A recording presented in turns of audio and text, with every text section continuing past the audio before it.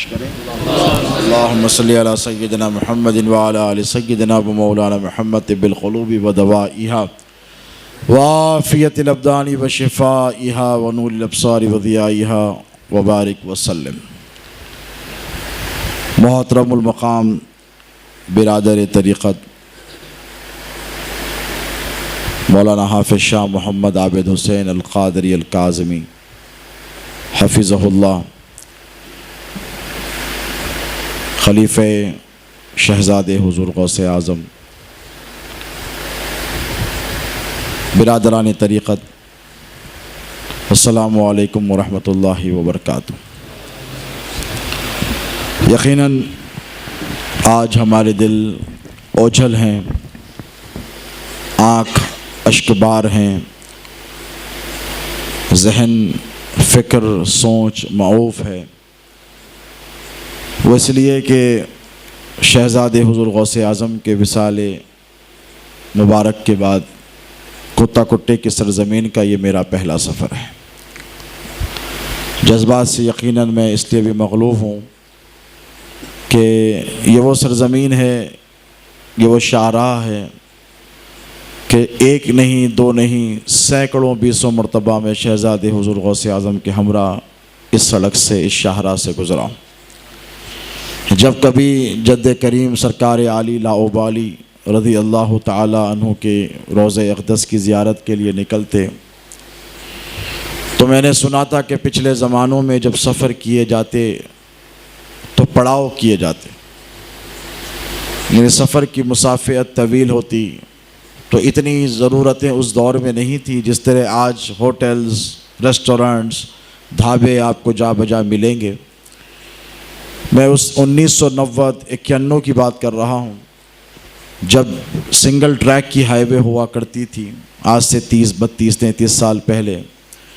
تو جس طریقے سے پرانے زمانے میں پڑاؤ کیا جاتا تھا، سرائے خائن بنائے جاتے تھے، تو میرے پیر و مرشد کا پڑاؤ جو ہوتا وہ عابد حسین قادری کی خانقاہ میں ہوتا.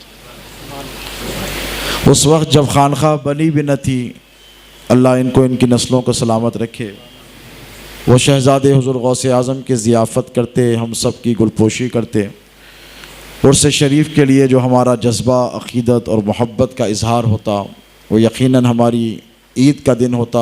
قادریوں اور لطیفیوں کے لیے ہم جب قندوز شریف جایا کرتے، اس زمانے میں سفر بھی بڑا مشکل سے ہوا کرتا تھا. ایسی سہولیات جیسی اب ہیں اس زمانے میں نہیں پائی جاتی تھی. موٹروں سے، کاروں سے بڑی مشکل سے لوگ نکلا کرتے تھے، لیکن شہزادے حضور غوث اعظم اکثر و بیشتر اپنی کار ہی سے سفر کو پسند فرمایا کرتے. راستے میں رکتے، گاڑی گرم ہو جاتی، پھر ریڈیٹر کو کھولا جاتا، پھر اس میں پانی بھرا جاتا. آج کل کے نوجوان بچوں کو تو پتہ بھی نہیں کہ پہلے زمانے کی مشینریز اور موٹر کارز کس قسم کی ہوتی. پھر وہ کول ڈاؤن ہوتا انجن، پھر اس کے بعد سفر ہوتا. تو ایسے سفر کیا جاتا، لیکن سرکار کی آنکھوں میں ایک چمک آتی جب سرزمین کتا کٹے پر آتے، اور بہت خوش ہوتے اور بہت ساری دعائیں ان کو نواز کے جاتے. اور یقیناً انہی کا فیض ہے، انہی کا فیض رہے گا اور صبح قیامت تک جاری اور ساری رہے گا. سرکار شہزادے غوث اعظم کی حیات طیبہ کا احاطہ کسی کے لیے بھی ممکنات میں سے نہیں ہے. میری عمر 43 برس 43 ایئرز کا ہو چکا ہوں. زندگی کا میں نے تقریباً حصہ شہزادے غوث اعظم کی خدمت اقدس میں گزارا. 2-3 سال بس یورپ میں تعلیم کے لیے گیا تھا، انگریزی تعلیم کے لیے، وہ بھی سرکار کے حکم کی تعمیل میں. اس کے علاوہ خام ہی میں شہزادے غوث اعظم کی صحبتوں سے محروم رہا. لیکن سرکار کا یوں یکایک چلا جانا ہمارے اور آپ کے لیے ایک ایسا صدمہ ہے جو زندگی بھر ہمارے ساتھ رہے گا. یہ یکایک اس دنیا سے تشریف لے جانا، کیونکہ شہزادے غوث اعظم مولا علی مشکل کشا کے شعر تھے. ان کے پاس جیسے مولانا سعادت علی صاحب نے کہا کہ باب العلم کا علم ہی نہیں، بلکہ میں نے جو مناظر دیکھے ہیں اور جن رازوں سے میں واقف ہوں اگر لوگوں پر آشکارا کر دوں تو لوگ کہیں گے کہ حضرت کو والد کی محبت میں مغالطہ یا مبالغہ آرائی ہو رہی، لیکن نہیں، لوگوں نے تو صرف مولا کا علم دیکھا، میں تو کہتا ہوں کہ میں نے میرے بابا میں مولا علی کی طاقت اور قوت بھی دیکھی۔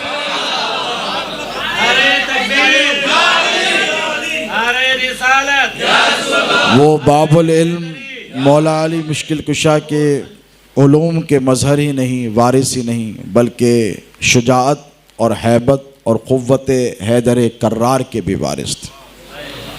دیکھیں، کسی بیٹے کو باپ سے کچھ ملتا ہے، کسی بیٹے کو کچھ ملتا ہے۔ مجھے جانشین بنایا خود پیر و مرشد نے، اپنی ہین حیات ہی اعلان فرمایا کہ میرا وارث وہی بنے گا جو خطاب کرے گا، اور میری مسند پہ وہی بیٹھے گا، جو میرا جانشین وہی بنے گا جو میرے مشن کو چلائے۔ اور انہی کا انتخاب تھا، انہی کی دعا کا اثر تھا کہ میں بولنے لگا، اور میرے پیر و مرشد کی حوصلہ افزائیاں تھی کہ میں بولتا رہا۔ لیکن جو یہاں پر پیر بھائی بیٹھے ہیں، عابد حسین قادری تو بہت قدیم مرید ہیں۔ اب سرکار پیر و مرشد کے 3 صاحبزادے، ایک میں اور دوسرے حسنین پاشا سرکار اور تیسرے حضرت شبر پاشا قبلہ جو میرے سب سے چھوٹے بھائی ہیں۔ آپ دیکھیں کہ مریدین جب اپنے پیر کے جمال کو دیکھنا چاہیں تو کبھی مجھ میں دیکھ لیں، کبھی حسنین پاشا میں دیکھ لیں، اور کبھی شبر پاشا میں وہ جلوے آپ کو نظر آئیں گے۔ شباب، پرسنالٹی، رنگ، قامت آپ کو شبر پاشا میں نظر آئے گی۔ سرکار پیر و مرشد کا جو فیضان علمی ہے، انہوں نے مجھے اپنی میراث اپنے صدقے میں عطا فرمائی، اس کے کچھ پرتو آپ کو مجھ میں نظر آئیں گے، اور وہ جو صلاحیت، وہ اخلاص، وہ محبت، وہ ایثار، وہ خدمت خلق کا جو جذبہ ہے، وہ آپ کو میرے بھائی حسنین پاشا میں نظر آئے گا۔ جو تڑپ جانا آپ نے دیکھا کہ غربا کے لیے، مسکینوں کے لیے، پریشان حالوں کے لیے خود نہیں کھا کر کھلا دینے کا یہ جو جذبہ ہے سب میں ہے، لیکن اس کا جو عتم درجے میں جسے کہتا بدرجے عتم جسے کہتے ہیں، وہ آپ کو حسنین پاشا میں نظر آئے گا۔ وہ کبھی بھی کسی غریب کو گھر سے بھوکا جانے نہیں دیں گے، اور کسی پریشان حال کی پریشانی کو برداشت نہیں کر پائیں گے، کود پڑیں گے میدان میں یا علی کہہ کر۔ تو آپ دیکھیں کہ جیسے عابد حسین صاحب کے بھی ماشاءاللہ 3 بیٹے ہیں، تو ان کی خوبیاں کوئی یہ نہیں کہہ سکتا کہ تمام کی تمام خوبیاں عارف میں آ گئی یا کاظم حسین میں آ گئی یا لطیف قادری میں آ گئی۔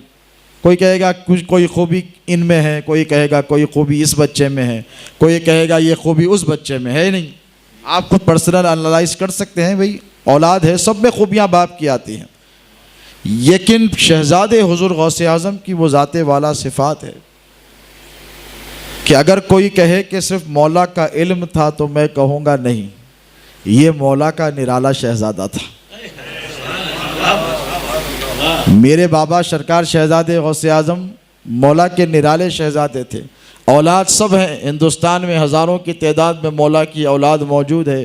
کسی کو علم ملا، کسی کو روب ملا، کسی کو دبدبہ ملا، کسی کو مولا کی ہیبت ملی، کسی کو مولا کی شجاعت ملی، کسی کو مولا کی سخاوت ملی، کسی کو مولا کی امامت کا صدقہ ملا، لیکن میں کہوں گا شہزادے غوث اعظم کی وہ ذات بابرکت ہے کہ مولا نے اپنا سب کچھ میرے بابا سرکار شہزادے غوث اعظم کو عطا فرمایا۔ علم دیکھیں تو مولا کے حقیقی وارث نظر آئیں گے، شجاعت دیکھیں تو کبھی کسی کے باپ سے نہیں ڈرے، کسی بدعقیدہ جماعت والے میں ہمت نہیں تھی، جیسا سعادت علی صاحب نے کہا، عابد حسین صاحب نے کہا کہ کسی کی مجال نہیں تھی کہ شہزادے غوث اعظم کی آنکھ میں آنکھ ملا کر دیکھے، اسی لیے کہ ان کے پاس حیدر کرار کا روب تھا، دبدبہ ایسا تھا کہ دشمن مخالف پیٹھ پیچھے تو بہت بولتے تھے، لیکن جب مجلس میں آ جاتے تھے تو سانسیں رک جاتی تھی۔ یہ بھی حیدر کرار ہی کا دبدبہ تھا۔ آپ دیکھتے چلے جائیں، میں گناتا چلا جاؤں، آپ سنتے چلے جائیں، چہرہ وہ عابد حسین گواہ ہے، افتخار قادری گواہ ہیں، جہانگیر قادری یہیں بیٹھے ہیں، ہمارے خواجہ معین الدین قادری ہے، یہ تو ساتھ تھے نا سفر میں۔ عرض مقدس بغداد کا جب سفر ہوا، پھر نجف اشرف کو گئے، ان سے پوچھ لیں، حلفیہ قرآن پر ہاتھ رکھوا کر پوچھ لیں کہ جب نجف اشرف کی سرزمین پر قدم رکھے شہزادے غوث اعظم تو ایک ہنگامہ آرائی ہوئی مولا علی کے دربار میں کہ واللہ دیکھو شبیہ حیدر کرار آ گئی۔ لوگوں نے راستہ روک دیا۔ تو دیکھو کسی میں کچھ تو ضرور سنا جاتا ہے، لیکن غوث اعظم کے شہزادے کے ہر تیور سے حیدری جاہ و جلال نظر آتا تھا۔ ہیبت لے لو، شجاعت لے لو، علم لے لو، وجاہت لے لو، شباہت لے لو، دبدبا لے لو، ایسے معلوم ہوتا تھا کہ مولا علی مشکل کشا نے اب غوث اعظم کے اس شہزادے کو اپنے کمالات کا مظہر بنایا ہے۔ اور یقیناً ہمارے والد بزرگوار، ہمارے اور آپ کے پیر و مرشد شہزادے حضور غوث اعظم مولا علی مشکل کشا کے کمالات کا مظہر تھے، اور ان کے ذریعے ہم نے مولا علی مشکل کشا کی معرفت حاصل کی ہے۔ اور دیکھیں شہزادے غوث اعظم اکثر فرمایا بھی کرتے کہ دیکھو بیٹا، جس دور میں جس چیز کی ضرورت ہوتی ہے اس دور میں اس چیز کو فراہم کیا جانا چاہیے۔ لیکن سرکار پیران پیر غوث اعظم دستگیر کے دور میں توحید خطرے میں تھی، تو غوث اعظم نے توحید پر درس دیے، اور یہ 20 سال خارجیت اور ناصبیت کے رد میں جو شہزادے غوث اعظم نے وقف کیے، لوگ پریشان ہوتے اور مخالفین ناقدین تنقید کرتے، مخالفت کرتے کہ کیا ضرورت ہے اس قدر جو خارجیت اور ناصبیت کی مخالفت کرتے ہیں شہزادے غوث اعظم۔ ان دیوانوں کو بات سمجھ میں نہیں آئی، ہم کو پتہ ہے وہ اس لیے کہ ہم علی کی اولاد ہیں۔ ہم سے پوچھو کہ زمانے کے تقاضے کیا ہوتے ہیں، تمہیں کیا علم کہ زمانے کے تقاضے کیا ہوتے ہیں؟ دنیا ختم ہونے کے دہانے پر ہے، کورونا وائرس نے پیروں کے نیچے سے زمین نکال دی اور آبادیوں کی آبادیاں برباد ہو گئیں۔ دنیا کو پتہ ہے کہ جو پیشن گوئیاں میرے اور آپ کے نبی نے قرب قیامت کے حوالے سے فرمائی تھی وہ تقریباً 90 سے زائد فیصد مکمل ہو گئیں۔ لوہے کا اڑنا آپ دیکھ رہے ہیں، عریاں لباس آپ دیکھ رہے ہیں، کمیونیکیشن کے بارے میں حضور نے جو ارشاد فرمایا تھا وہ دیکھ رہے ہیں۔ جو سارے ارشادات، جو پیشن گوئیاں، جو نشانیاں قیامت کی بتائی گئی تھیں وہ تقریباً پوری ہوتی نظر آ رہی ہیں۔ سب سے بڑی جو نشانی اس میں ہے وہ امام مہدی علیہ السلام کی آمد کی نشانی۔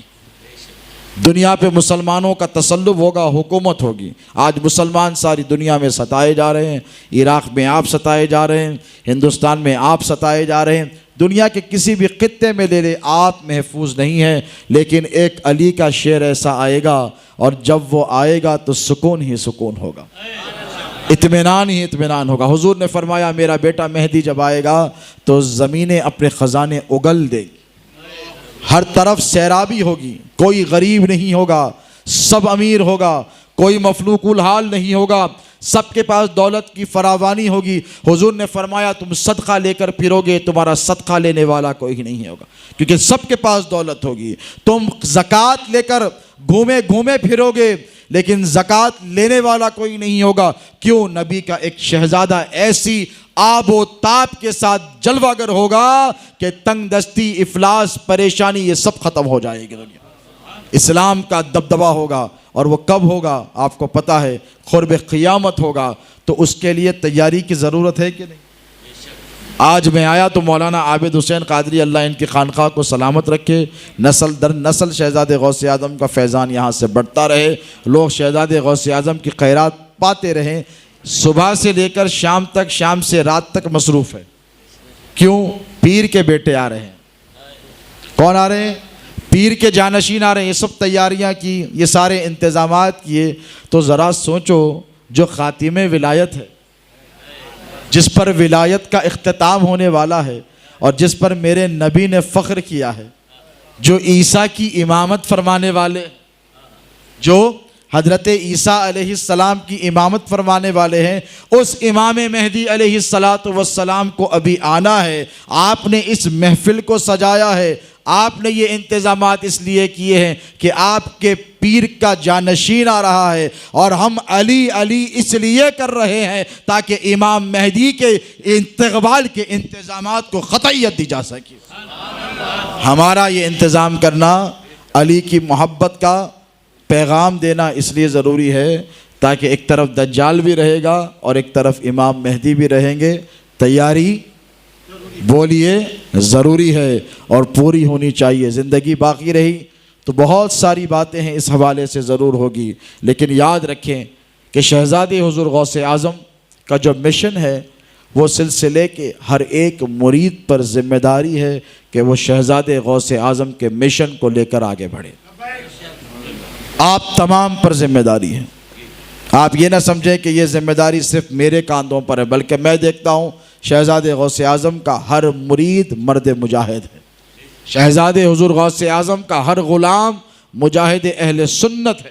آپ تمام پر شہزادے غوث اعظم ذمہ داری دے کر گئے ہیں، اور اگر طریقت کے میدان میں یہ کہا گئے ہیں تو پھر سمجھو وہ اس نے طریقت کے میدان میں، طریقت کے کسر میں اس پر پہلی سیڑھی پر بھی قدم نہیں رکھا.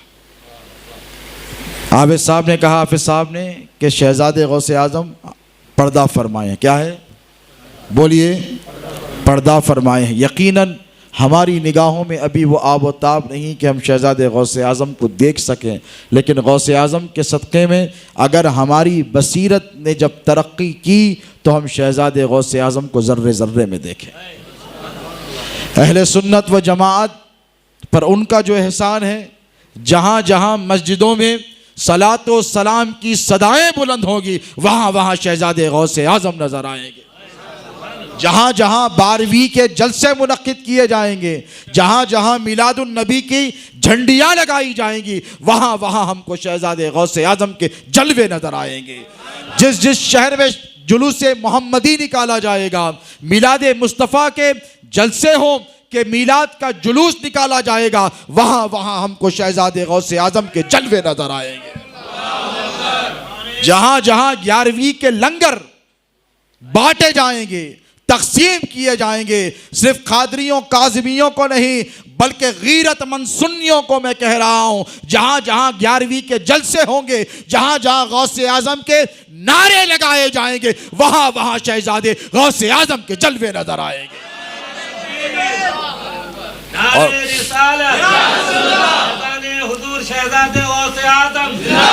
اور جہاں جہاں یاد رکھیں میرے خواجہ کی چھٹی کی نیاز کی جائے گی وہاں وہاں شہزادے غوث اعظم کے جلوے نظر آئیں گے.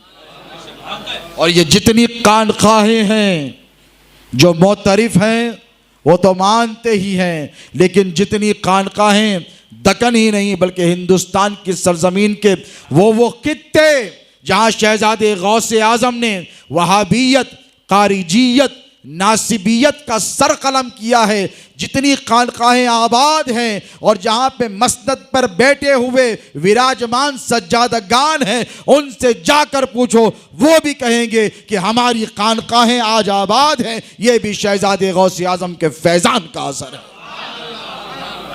ورنہ فاتحہ دینا حرام تھا دوستو. نیاز کا اہتمام آج مولوی دندناتے پھرتے ہیں، 12ویں میں آ کر نذرانے لے کر جاتے ہیں، 11ویں میں آ کر نذرانے لے جاتے ہیں. میں پوچھتا ہوں آج سے 40 سال پہلے تم گاؤں، کھیڑوں، قصبوں میں آ کر نذرانے لے جاتے ہو، شہر حیدرآباد میں کسی کی ہمت نہیں تھی کہ نیاز کر سکے، فتووں کی بوچھار ہو جاتی تھی. اہل سنت و جماعت کو مضبوط قلعہ فراہم کر کر ان 4 دیواری میں محفوظ کر کر نعرہ تکبیر اور نعرہ رسالت، نعرہ حیدری اور نعرہ غوث کا حوصلہ عطا کرنے والی ذات کا نام سرکار کاظم پاشا ہے.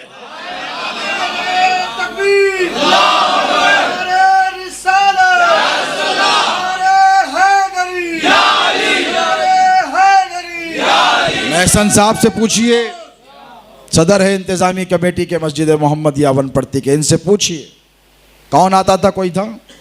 ان دیہاتوں میں، ان کھیڑوں میں، ان قصبوں میں کبھی کسی نے اہل سنت و جماعت کا دفاع کیا؟ حافظ صاحب کو یہاں بٹھایا شیر بنا کر، افتخار قادری کو وہاں پر خلافت عطا فرمائی، گاؤں گاؤں، خریہ خریہ. آج میں تمام سہولتوں کے باوجود اگر مجھے آج بلایا جائے اور کہا جائے کل آ جائیے حضرت، میں کہوں گا نہیں، مصروفیات ہے، کام ہے، کاج ہے. لیکن شہزادے غوث اعظم کا یہ حال کہ پیٹھ تختہ ہو جاتی، کئی دن سفر کی صعوبتیں کوئی آسان چیز نہیں ہے. اگر پلین میں بیٹھ کر بھی پھرے، مرسیڈیز کار میں بھی آپ پھرے تو میرے نبی نے فرمایا سفر عذاب الہی کا ایک ٹکڑا ہے. آدمی کو جو سکون اپنے گھر میں میسر ہوتا ہے نا، وہ کہیں اور نہیں ہوتا ہے، لیکن شہزادے غوث اعظم کی 50 سالہ خدمات میں نے سرکار شہزادے غوث اعظم کو 30 سال سے زائد سفر کرتے ہوئے دیکھا، مسلسل سفر سے آتے اور سفر کو چلے جاتے، سفر سے آتے سفر کو ہم بھی بچپن میں چھوٹے تھے، ہمارا بھی دل تڑپا کرتا، ہم بھی تڑپا کرتے تھے، کبھی 8 دن کبھی 10 دن جب چلے جاتے تو دل بے چین ہو جاتا، اور اماں جان سے کہتے بابا بہت دن ہو گئے، اماں بابا نہیں آئے، بابا نہیں آئے۔ اس زمانے میں نہ موبائل فون تھا، کچھ بھی نہیں تھا، نہ کوئی ٹیلی کمیونیکیشن کے کوئی ذرائع تھے، گھروں میں محلوں میں ایک فون ہوتا تھا، وہ سارا محلہ استعمال کرتا تھا۔ 1990 میں تو ہمارے پاس فون صلاح الدین اویسی صاحب نے پرسنل انٹرسٹ لے کر لگایا تھا، اللہ انہیں جزائے خیر عطا فرمائے۔ لیکن دیکھیں اس زمانے کی بڑی سختیاں ہوتی تھیں، لیکن شہزادے غوث اعظم کا یہ حال تھا کہ اولاد کو گھر بار میں چھوڑ کر خانقاہ کی ذمہ داریاں چھوٹے چھوٹے بچوں کے حوالے کر کر سارے ملک کا سفر کیا کرتے۔ کس کے لیے؟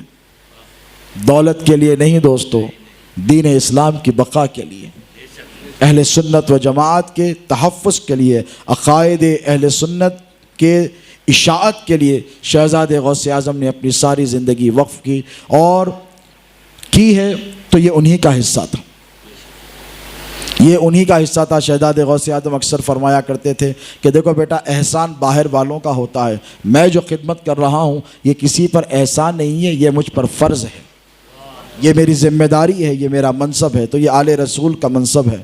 سرکار لاؤ والی حمات المبارکہ سے آئے، اپنے گھر بار کو چھوڑا، ماں باپ کو چھوڑا، اقربا کو چھوڑا، ملک کو چھوڑا، سب کچھ چھوڑ کر آپ کی خاطر آئے کہ نہیں؟ اسی لیے آئے تاکہ آپ کے کلمہ پڑھایا جا سکے۔ ایک ہی کرامت کے ظہور سے 40,000 لوگوں کو کلمہ پڑھا کر مسلمان بنانے والی ذات کا نام سرکار لاؤ والی ہے۔ پیران پیر غوث اعظم دستگیر محی الدین ہوئے، انہوں نے دین کو زندہ کیا۔ اللہ رب تبارک و تعالیٰ نے انہیں محی الدین کا لقب عطا کیا۔ کیا کیا؟ محی الدین کا لقب عطا کیا۔ اور میرے پیر و مرشد، آپ کے پیر و مرشد شہزادے غوث اعظم نے اپنے دادا کی سنت پر عمل کرتے ہوئے سنیت کو زندہ فرمایا ہے۔ انہوں نے اپنا فریضہ نبھایا ہے، اور ان کا مشن صبح قیامت تک جاری اور ساری رہے گا۔ اور طریقت کے اصول میں یاد رکھیں کہ پیر کہیں جاتا نہیں، پیر کا فیضان ہمیشہ ساتھ ہوتا ہے۔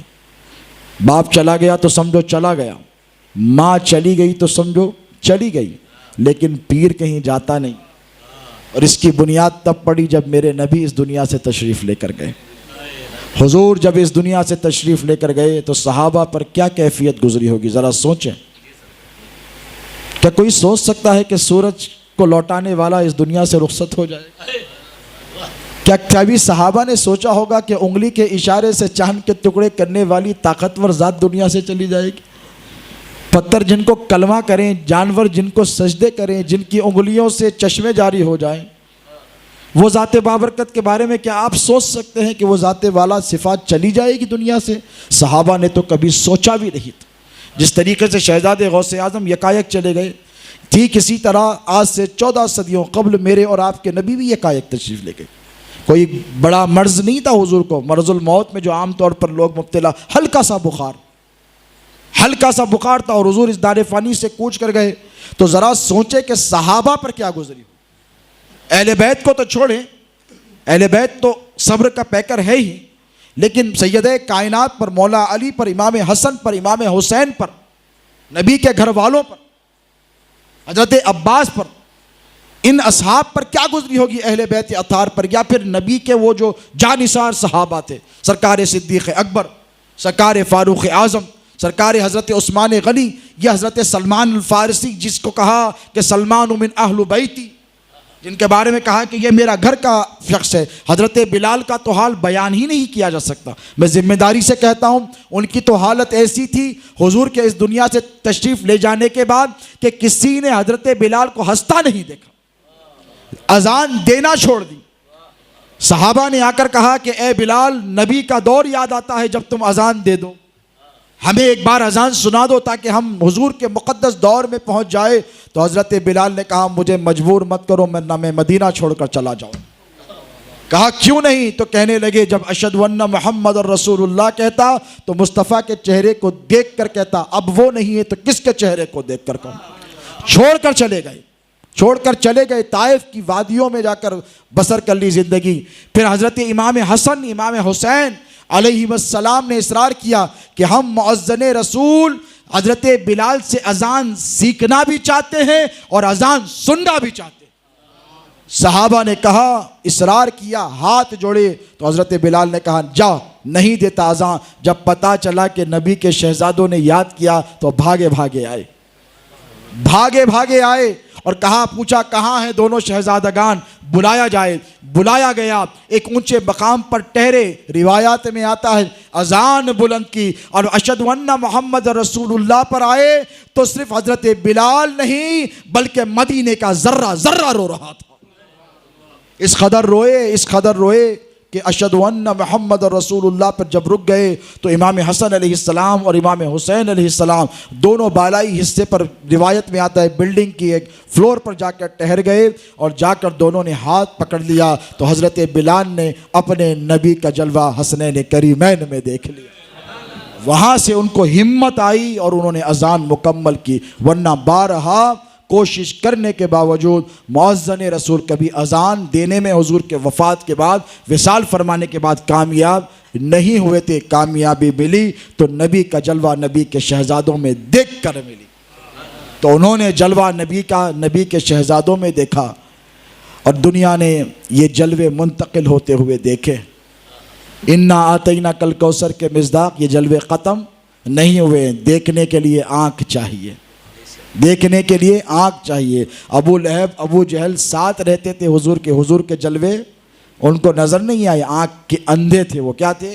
آنکھ کے اندھے تھے۔ اور حضور نے جب چاہا تو ہزاروں میل دور سے حبشہ سے بلال کو بلا لیا، فارس سے حضرت سلمان کو بلا لیا اور اپنا قرب عطا کیا۔ تو دیکھنے کے لیے جلوے چاہیے۔ اور ٹھیک اسی طرح وہ جو مریدین سلسلہ شہزاد غوث اعظم کے مریدین اس غم میں ہیں، صدمے میں ہیں کہ پیر گئے ہیں، تو پیر کہیں نہیں گئے، پیر آپ کے ساتھ ہے، یاد رکھنا۔ آج جن کی آپ 11ویں کرتے ہیں غوث پاک، آپ کہتے ہیں غوث پاک چلے گئے؟ بولو۔ غریب نواز کا عرس کرتے ہو، یہ کہتے ہو غریب نواز چلے گئے؟ نہیں ہے تو کیوں نیاز، کیوں ان کا مشن نہیں؟ جو پیر طریقت ہوتا ہے وہ ہمیشہ ساتھ ہوتا ہے۔ حضور کا وصال فرمانا، تشریف لے گئے حضور اس دنیا سے، صحابہ کے لیے کتنا بڑا غم کا باعث تھا، لیکن میرے نبی نے کیا فرمایا آپ کو پتہ؟ یہ نبی کی آل ہے، جن کا ہم آج ذکر کر رہے ہیں نا، یہ نبی کی آل ہے، اور آل میں اپنے وارث میں مورث سے اعلیٰ کی تمام خوبیاں آتی ہیں۔ نادان ہیں جو کل سے جدا کرتے ہیں جس کو، نادان ہیں جو کل سے جدا کرتے ہیں جس کو، جو بات نبی میں ہے وہی آل نبی میں۔ مگر دیکھنے کے لیے آنکھ بھی پاک ہونی چاہیے، قلب بھی پاک ہونا، اور ذہن کو فطور سے پاک رکھو، جب جلوے نظر آئیں گے۔ میرے اور آپ کے آقا و مولا علیہ الصلاۃ اس دار فانی سے کوچ کر گئے، لیکن کوئی کہہ سکتا ہے کہ نبی نہیں ہے؟ اگر کوئی یہ کہے کہ نبی نہیں ہے تو پھر وہ مسلمان نہیں۔ تو ٹھیک اسی طریقے سے پیر آپ میں، ہم میں موجود ہیں۔ حضور جانے سے پہلے ایک بڑی مشہور معروف حدیث ہے، آخری بات آپ کے دل کی تسکین کے لیے کہہ رہا ہوں تاکہ آپ کو بات سمجھ میں آئے۔ حضور پردہ فرمانے سے کچھ دن قبل تشریف فرما ہیں، اور تشریف ایسے فرما ہے کہ صحابہ حضور کی مجلس میں با ادب بیٹھے ہیں، اور میرے نبی نے ارشاد فرمایا حیاتی خیر لکم، حیاتی خیر لکم، حیاتی خیر لکم، کہ میری حیات تمہارے لیے خیر کا باعث۔ میں حافظ صاحب زندہ ہیں، اللہ سلامت رکھے، 125 سال اور زیادہ ہو، بس ہے، ماشاءاللہ، شکر گزار ہے اللہ 125 سال ان کو سلامت رکھے۔ لیکن یہ جب کہیں کہ بیٹے سے بیٹا میں زندہ ہوں تیرے لیے خیر کا باعث ہے، تو بیٹا بڑا خوش ہوگا، بالکل صحیح ہے، باوا ہے، پیر ہے، ہزاروں مریداں ہیں، ان پر ان کے پیر کا بڑا فضل و کرم ہے، نذرانے ہیں، لفافے ہیں، دولت ہے ماشاءاللہ، چاہنے والے ہیں، مریدین ہیں، متوسلین ہیں، باوا ہے، بہار ہے، خوش ہوگا کہ نہیں؟ بولو۔ لیکن یہی باپ اگر کہے کہ بیٹا میں مر جاؤں تیرے لیے فائدہ مند ہوگا، تو کوئی چاہنے والا بیٹا کہے گا بابا کیسی بات کر رہے ہیں آپ، بیٹا میں مر جاؤں تو تیرے لیے خیر کا باعث ہوگا، کہے گا نہیں مجھے کچھ نہیں چاہیے، آپ چاہیے۔ کیا کہے گا؟ مجھے کچھ نہیں چاہیے، آپ چاہیے۔ آپ کیسی بات کر رہے ہیں کہ آپ کا جانا میرے لیے خیر کا باعث کیسے بن جائے گا؟ سنو، حضور نے ارشاد فرمایا صحابہ سے کہ میری زندگی تمہارے لیے خیر کا باعث ہے، 3 مرتبہ۔ کتنے مرتبہ؟ 3 مرتبہ۔ صحابہ خوش ہوئے اس لیے کہ حضور کا رہنا یقیناً خیر کا باعث ہے۔ ہم خیر الامم ہیں، وہ خیر الرسل ہیں، انہی کے صدقے سب کچھ ہے۔ لیکن حضور نے پھر ارشاد فرمایا، کتنے مرتبہ فرمایا محسن صاحب؟ 3 مرتبہ کہا میری موت تمہارے لیے خیر کا باعث، میری وفات تمہارے لیے خیر کا۔ صحابہ رونے لگے، داڑھی کے بال لوچنے لگے، کوئی ادھر گر گیا، کوئی ادھر گیا، اور کہنے لگے یا رسول اللہ، حیات تو آپ کی ہمارے لیے خیر کا باعث ہے، بات سمجھ میں آتی ہے کہ آپ ہیں اللہ سے کلام لے کر دیتے ہیں، نعمتیں لے کر دیتے ہیں، انعامات لے کر عطا فرماتے ہیں، بشارتیں لے کر آپ عطا فرماتے ہیں، ساری رحمتیں، ساری نعمتیں، ساری دولتیں، یہ سب کچھ آپ کی نسبت کا صدقہ ہے۔ لیکن یا رسول اللہ، آپ کا دنیا سے چلا جانا، آپ کی وفات ہمارے لیے خیر کا باعث کیسے بن جائے گی؟ اب یہاں سے طریقت کا فلسفہ سمجھیں۔ حضور نے کیا فرمایا پتہ ہے آپ کو؟ ارشاد فرمایا کہ دنوں میں جب دنیا سے پردہ کر جاؤں گا تو ہر جمعرات کو، کون سے دن؟ سن رہے ہیں غور سے؟ کہاں کے ہیں آپ خلیفہ؟ ہاں، گورنمنٹ کا جا کے سنانا انشاءاللہ، بولو سنائیں گے نا۔ جمعرات کو بہت نیک نیک کاما کرتے نا، کھلاتے پلاتے، اگربتیاں جلاتے، فقیروں کو کھانا دیتے، فقراء آتے، آپ بھی کرتے نا؟ ماشاءاللہ غیاث اشرفی صاحب اللہ سلامت رکھے۔ کیوں؟ جمعرات کے دن ایک عجیب منظر رہتا ہمارے پاس، درگاہوں پہ جائیے، لوگ نیک کام، درود کا دستر ہو رہا، گھر میں اگربتیاں، صاف کپڑے، فاتحہ، نیاز، کم سے کم میٹھے پہ تو فاتحہ منیمم، لیسٹ پاسبل کیس میں دلا ہی لیتے۔ کیوں؟ ہاں، بھری مراد۔ کیوں؟ کبھی سوچے بھئی کیوں؟ جمعہ تو بہت بڑا دن ہے نا، پھر اس سے بڑا دن پیر کا ہے۔ پیر کے دن کیوں نہیں؟ پیر تو حضور کی ولادت کا دن ہے۔ 365 دن میں 12 ربیع الاول سب سے بھاری پڑ جاتا ہے کہ نہیں؟ 364 دن کی رونق ہے، لیکن ہفتے میں کئی دن ہیں جو فضیلتوں والے ہیں۔ جمعہ سید الایام فرمایا حضور نے، دنوں کا سردار، لیکن جمعے کے دن نماز کو جائیں گے، گھر کو آ جائیں گے، لیکن سارے اعمال اچھے اچھے۔ ہمارے بزرگاں کیا بولے؟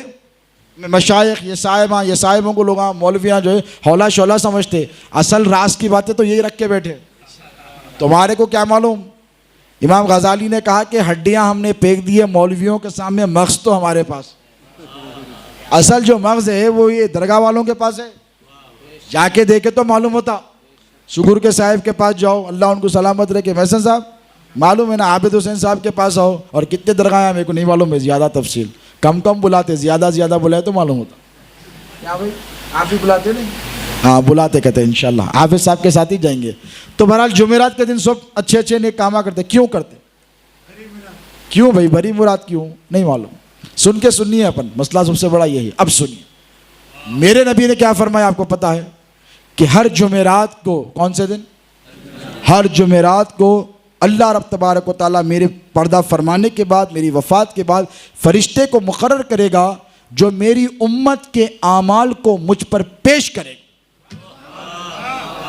ہر جمعرات، نزہۃ المجالس بحقی شریف کی حدیث مبارک ہے، ہر جمعرات کو فرشتہ آئے گا اور آ کر کہے گا، اب حافظ صاحب ماشاءاللہ 500 آدمی کو کھانا کھلائے، اب جمعرات آئے، وہ فرشتہ جائے گا حضور کے پاس، کہے گا سرکار آپ کا غلام عابد حسین قادری آپ کی نیاز رکھا، سرکار میلاد کی محفل رکھا، ذکر کیا گیا، نعت پڑھی گئی، نمازیں ہوئی، لوگ آئے، غریبوں کو کھلایا گیا اور بڑا اہتمام کیا گیا۔ حضور کیا ہوں گے؟ خوش ہوں گے، غمگین ہوں گے؟ خوش ہوں گے۔ کوئی نماز پڑھ کے مسجد سے نکلا، ہفتہ بھر پڑھا، فرشتہ جائے گا، یا رسول اللہ فلاں امتی جو نماز نہیں پڑھتا تھا، یہ سارا ہفتہ اس نے 5 وقت کی نماز پڑھی، آپ کا نام لے کر، کیا نام ہے آپ کا؟ شرف الدین انشاءاللہ 5 وقت کی نماز پڑھیں گے پورا ہفتہ، بولیے پڑھیں گے انشاءاللہ، پڑھتے ہوں گے، اللہ سب کو توفیق دے۔ اب جب آپ نیکی کریں گے، کوئی نیک کام کریں گے، صدقہ دیں گے، خیرات کریں گے، لوگوں کی مدد کریں گے، تو فرشتہ جائے گا، شرف الدین قادری صاحب کوتا کوٹے کے رہنے والے، آمنگل کے رہنے والے، یا رسول اللہ شرف الدین آپ کا غلام آمنگل کا رہنے والا، اس نے غریب کی مدد کی، محتاجوں کی دستگیری کی، ایک غریب کو کھانا کھلایا، 5 وقت کی نماز پڑھا، حضور خوش۔ ایک ایک کا نام جائے گا، ایک ایک کے اچھے عمل کا حضور کے سامنے ذکر کیا جائے گا۔ آپ کیا سمجھتے ہیں حضور آپ کو جانتے نہیں؟ آپ کی ماں جتنا نہیں جانتی اس سے زیادہ میرے نبی آپ کو جانتے ہیں۔ پیدا کرنے والی ماں اپنی اولاد کو اتنا نہیں جانتی جتنا میرے نبی جانتے۔ کیوں؟ ماں کا کام کیا ہے؟ پیدا کری، پالی پوسی، چھوڑ دی، خبر میں مصطفیٰ آنے والے ہیں۔ حضور کو معلوم ہے اور اللہ نے چاہا کہ میرے نبی کو معلوم ہونا چاہیے کہ کس امتی کا کیا درجہ ہے اور کس کو کتنی سفارش کی ضرورت ہے اور کس کو کتنی امداد کی ضرورت ہے. پتہ ہے نا آپ کو؟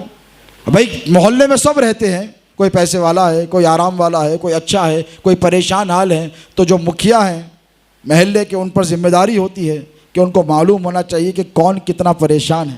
تو جتنا پریشان ہے اتنی ہی پریشانی دور کی جائے گی. اچھا خاصا کھا کے پی کے بیٹھا ہوا ہے، اس کے پاس بھیجا ہے، قبول ہونے والا نہیں. حضور نے فرمایا الا جارک حق، تیرے پڑوسی کا تجھ پر حق ہے.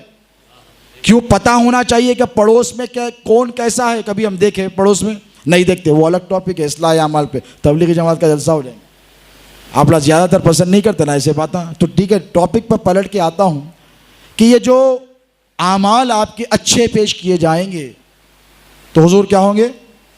خوش ہو جائیں گے. اب اس کے ساتھ برے اعمال بھی پیش کیے جائیں گے، اچھے اعمال ہی نہیں. حضور نے فرمایا پھر فرشتہ آئے گا اور کہے گا یا رسول اللہ فلاں امتی جھوٹ بولا، فلاں امتی زنا کرا، فلاں امتی یہ گناہ کرا، دغا دیا، دھوکہ دیا، نماز نہیں پڑھا، ماں باپ کی نافرمانی کرا. تو حضور فرماتے ہیں کہ جب میں یہ سنوں گا تو صحابہ نے پوچھا یا رسول تب کیا ہوگا؟ حضور نے فرمایا میں مغموم ہو جاؤں. بدعمالیوں پر جو جمعرات کو پیش کی جائیں گی حضور کے بارگاہ میں، برے اعمال پر میرے نبی ناخوش ہو جائیں گے. اور یہاں پر اکتفا نہیں فرمایا، حضور نے کہا کہ میں ناخوش ہو جاؤں گا بات ختم نہیں. پھر حضور نے فرمایا جب فرشتہ آ کر کہے گا کہ یا رسول اللہ فلاں غلام نے، فلاں امتی نے یہ گناہ کیا، حضور نے فرمایا میں فوراً سجدہ میں چلا جاؤں گا، میں سجدے میں چلا جاؤں گا اور اس وقت تک سجدے سے سر نہیں اٹھاؤں گا جب تک میرا رب میرے اس گناہگار امتی کے گناہ کو معاف نہیں کر دے.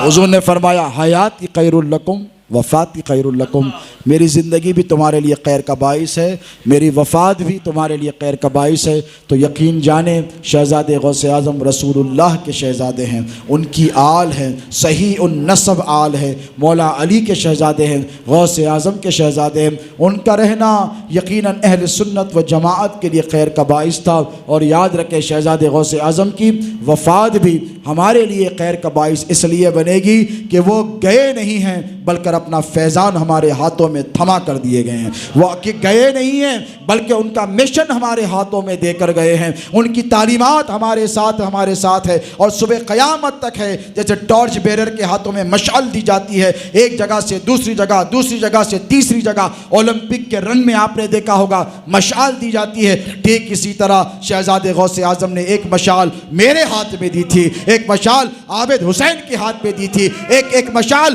ہر مرید کے ہاتھ میں دی ہے. صبح قیامت تک یہ مشعل قادریت منتقل ہوتے رہے گی. وہابیت کا سر ہم قلم کرتے تھے، کرتے رہیں گے، اور بدعقیدہ جماعتوں کو ہم سبق سکھایا کرتے تھے، سکھاتے رہیں گے انشاءاللہ.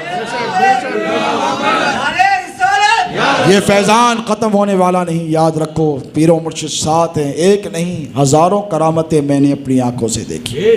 اس کے لیے ایک زندگی چاہیے، زندگی. اور میں خوش نصیب ہوں کہ اللہ نے مجھے ایک سانچے پیر کا دامن عطا فرمایا. میں بچپن سے ایک ہی شغف ہے، بس چلتے پھرتے اٹھتے بیٹھتے.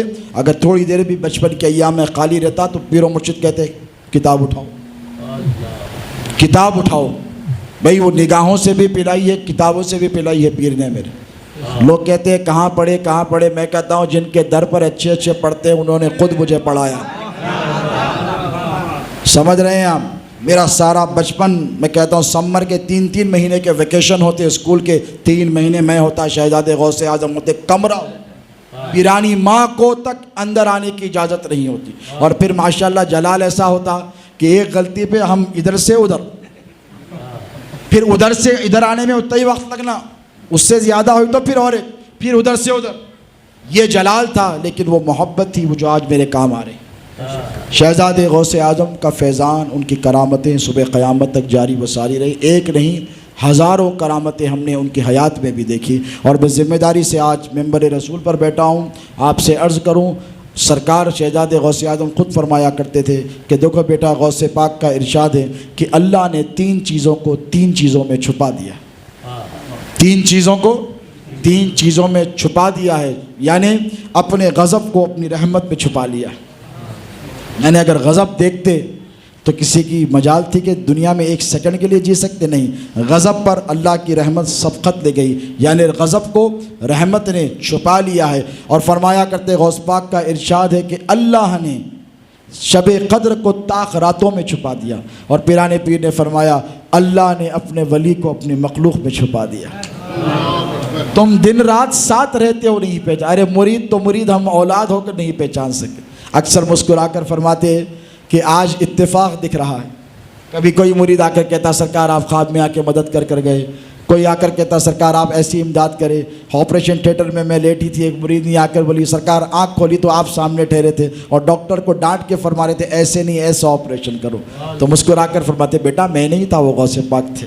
عابد صاحب سے پوچھئے. کئی لوگوں کو آصف ستانے لگے، مریدوں کو میں ذمہ داری سے باوضو ہوں، لا الہ الا اللہ محمد رسول اللہ کہہ کر کہہ رہا ہوں. ایک مریدہ صادقہ ممبئی سے فون کری اور وہ پریشان تھی، آصف ستا رہے تھے. تو کہا تیرے گھر میں میری تصویر نہیں ہے؟ تو کہا سرکار ہے. تو کہا تیری بچی کے سامنے لے جا کر رکھ دے. ایسی کرامتیں ہم نے ہمارے پیر و مرشد کی دیکھی ہے. اور یقیناً اگر ہم پہ وہ ظاہر ہو جاتے تو مرید، میں ان کا جانشین، ان کی اولاد، ان کا خون ہوں. میں خود کہتا ہوں میں خود ان کی جوتیوں کے پاس بیٹھنے کے قابل نہ سمجھتا اپنے آپ، کیونکہ جب مقام ظاہر ہو جاتا ہے نا ادب اتنا ہی بڑھ جاتا ہے. یاد رکھیں شہزاد غوث اعظم نے چھپا لیا، سینوں سے لگایا کرتے اپنے مریدوں کو. ارے یار کتنے خوش نصیب ہیں ہم. جاؤ جا کے دیکھو تماشے کے رنگ برنگی درباروں میں 1 سال تک پیر کا جلوہ نصیب نہیں ہوتا، اور یہ پیر ایسے تھے جو آتا ایسے سینے سے لگا لیا کرتے. حضور پاک علیہ الصلوۃ والسلام کی رحمت للعالمین کی جو رحمت کا پرتو تھا اس پرتوں سے ملاقات کرتے تھے. اور یاد رکھیے ان کا فیضان صبح قیامت تک جاری رہے گا. انہوں نے اپنا کام کیا. فاذکرونی اذکرکم، اللہ فرماتا ہے تو مجھے یاد کر میں تجھے یاد کروں گا، تو میرا ذکر کر میں تیرا ذکر کروں گا. انہوں نے زندگی بھر اللہ اور اللہ کے رسول کا ذکر کیا، خود کو ذاکر رسول کہتے. اور ہمیشہ فرمایا کرتے پیرانی ماں سے کہ میں جو کرتا ہوں نا کام وہ کوئی نہیں کر سکتا، میں اللہ کا کام کرتا ہوں.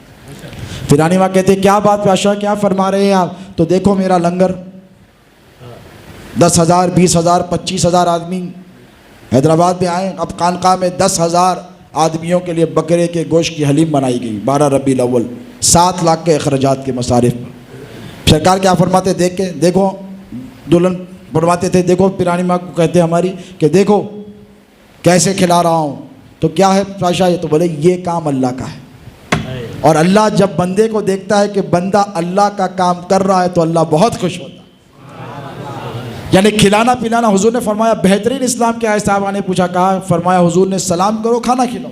بہترین اسلام طعام ہے فرمایا. اور وہ بہترین اسلام شہزاد غوث اعظم کے پاس ہزاروں نہیں لاکھوں کو اپنے جیب خاص سے کھلایا ہے. اور پھر ارشاد فرماتے ہیں کہ میں وہ کرتا ہوں جو اللہ کرتا ہے، میں ذکر رسول کرتا ہوں، اللہ بھی ذکر رسول فرماتا ہے. ساری زندگی ذکر رسول کی تو اللہ نے فرمایا فاذکرونی اذکرکم، تو میرا ذکر کر. اب سانسیں رکی تو وہ سلسلہ ختم. اب اللہ نے فرمایا اے میرے محبوب اب میں تیرا ذکر کروں گا. اب جس طرف دیکھیں شہزاد غوث اعظم ہی کا ذکر ہوگا، انہی کا فیضان چلے گا. میں ہر مرید کو جو ان کے دامن اقدس سے وابستہ ہے مبارکباد دیتا ہوں اور ذمہ داری دیتا ہوں حافظ صاحب کو بٹھا کر کہ ہر گھر میں شہزاد غوث اعظم کی یاد میں نعتیہ اور منقبتی محفل ہونی چاہیے، ہر گاؤں کے ہر گھر میں، کیونکہ ان کا نام زندہ، ان کا کام زندہ. ہم تو نوکر ہیں، وہ شہنشاہ تھے اور ان کے ویسا پھر اب کوئی آنے والا نہیں. یاد رکھیں صدیوں میں ہزاروں سال نرگس اپنی بے نوری پہ روتی ہے. بڑی مشکل سے ہوتا ہے چمن میں دیداور پیدا. سینکڑوں برسوں کی مدت کے بعد سرکار لاوالی اور سرکار موسیٰ قادری کے خانوادے میں ایسی ذات پیدا ہوئی تھی. اور مشکل ہے کہ شہزاد غوث اعظم کا کوئی ثانی آئے، کیونکہ اللہ نے ایسا بنایا ہی نہیں ہے. اب اللہ کے کرم سے ان کی نسلوں میں کوئی ایسا پیدا ہو جائے تو سنیت کا بیڑا پار ہو. اللہ سے میں دعا کرتا ہوں کہ مولا ہمیں شہزاد حضور غوث اعظم کی سچی پکی اٹوٹ مستحکم غلامی اور محبت عطا فرما.